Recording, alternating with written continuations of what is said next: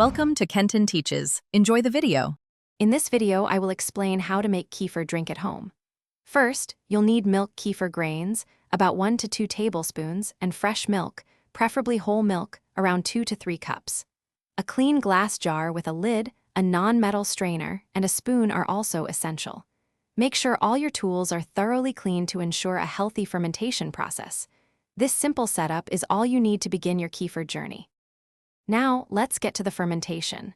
Add your 1 to 2 tablespoons of milk kefir grains to 2 to 3 cups of fresh milk in your clean glass jar. Stir gently. Cover the jar loosely with a lid or cloth. Allow it to ferment at room temperature, ideally between 68 and 78 degrees Fahrenheit, for about 18 to 24 hours. You'll know it's ready when the milk has thickened and smells pleasantly tangy. Once fermented, it's time to separate the grains. Gently pour the contents of your jar through a non-metal strainer into another clean container.